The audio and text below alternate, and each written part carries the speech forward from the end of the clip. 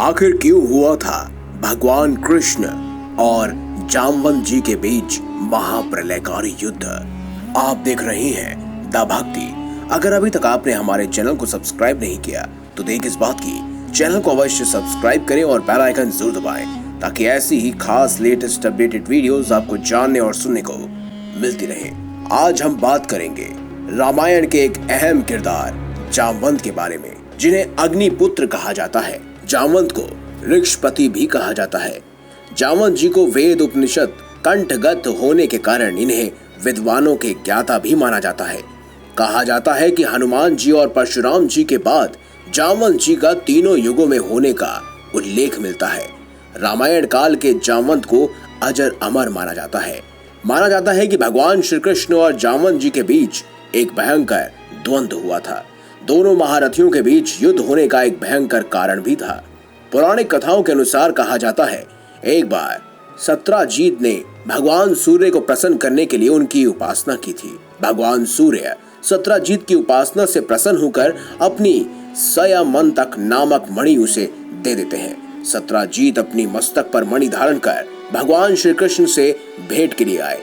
ये देख कृष्ण के साथियों को लगा कि सूर्यदेव वासुदेव से मिलने आए हैं। तब भगवान श्री कृष्ण अपने साथियों को सत्राजीत को संयमंतक मणि प्राप्त होने की कहानी सुनाते हैं। जैसे ही सत्राजीत वहां पहुंचे तो भगवान कृष्ण के साथी उनसे कहते हैं कि जिसके पास यह अलौकिक मणि होती है उसका आधिकारिक एक राजा को ही माना जाता है। यह मणि हमारे राजा उग्रसेन को दे दीजिए। ये सुनकर सत्राजीत बिना कुछ बोले ही वहां से चला गया। इसके पश्चात सत्राजीत ने वह मणि अपने मंदिर में स्थापित कर दी। ये मणि इतनी अलौकिक थी कि वह सत्राजीत को 8 भर सोना देती थी। साथ ही ये मणि जहां पर रहती थी वहां के सभी दुख दर्द दूर हो जाते थे। सत्राजीत का प्रसेनजीत नामक एक बड़ा भाई था। एक दिन प्रसेनजीत उस मणि को धारण कर घोड़े पर सवार होकर आखेट के लिए वन में गया, जहां पर एक सिंह द्वारा वो मारा गया। इसके बाद सिंह उस मणि को अपने साथ लेकर गया और तत्पश्चात ऋषभराज जामवंत उस सिंह को मारकर उससे मणि प्राप्त कर अपनी गुफा की ओर चल दिए। गुफा में पहुंचकर ऋषभराज जामवंत ने वह मणि अपने बालक को दे दी, जो उसे खिलौना समझकर उसके साथ खेलने लगा।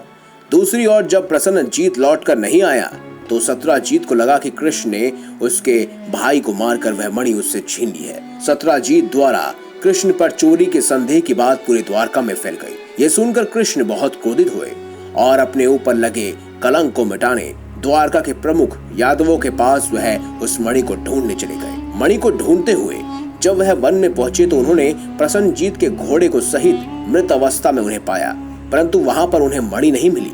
थोड़ी दूर चलकर उन्होंने सिंह को भी मृत पाया, लेकिन वह मणि उन्हें वहां भी नहीं मिली। वह ऋच के पैरों के चिन्ह देखते हुए गुफा तक पहुंचे। श्री कृष्ण ने सभी यादवों से गुफा के बाहर रुकने को कहा। ये भी कहा कि मैं उस मणि को लेकर आता हूँ। श्री कृष्ण जब गुफा के अंदर आए तो उन्होंने वह मणि खेलते हुए एक बालक से ले ली। इतने में जामवंत जी वहां पहुंचे और ऐसा करते हुए देख लिया।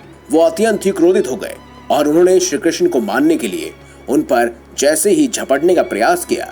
इसके पश्चात श्री कृष्ण और जामवंत दोनों के बीच भयंकर युद्ध होने लगा। दोनों को युद्ध करते हुए 12 दिन हो गए तो यादव उन्हें मृत समझकर वापस द्वारका लौट आए। द्वारका वापस लौटने के बाद उन्होंने सारा वृतांत वासुदेव और देवकी से कहा। ये सुनकर वासुदेव और देवकी दोनों व्याकुल हो गए और महामाया दुर्गा की आराधना करने लगे। फिर माता ने प्रसन्न होकर उन्हें आशीर्वाद दिया कि तुम्हारा पुत्र अवश्य ही लौट कर आएगा। भगवान श्री कृष्ण और जामवंत दोनों ही महान योद्धा थे।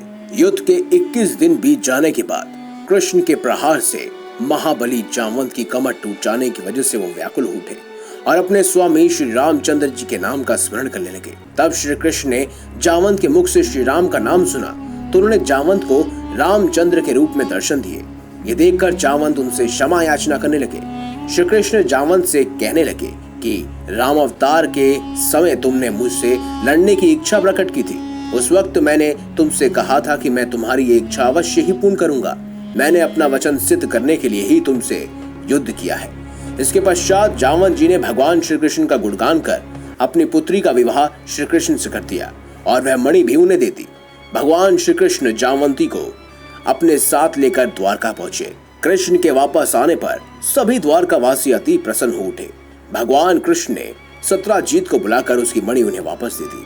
सत्यजीत को कृष्ण पर लगाए हुए झूठे आरोप के कारण पश्चाताप होने लगा। अपने पश्चाताप को दूर करने के लिए उन्होंने अपनी पुत्री सत्यभामा का विवाह भी भगवान श्री कृष्ण से कर दिया और दहेज के रूप में उन्हें मणि भी दे दी। परंतु भगवान श्री कृष्ण ने मणि को स्वीकार न करते हुए सत्यजीत को वह मणि वापस लौटा दी। तो दोस्तों, आशा है आपको हमारी ये खास जानकारी, यह सटीक बात अच्छी लगी हो। अगर वीडियो अच्छी लगी है तो लाइक करें, चैनल को सब्सक्राइब करें और ज्यादा से ज्यादा शेयर भी करें। मिलेंगे अगली बार एक नई खास वीडियो के साथ। तब तक के लिए बहुत बहुत धन्यवाद।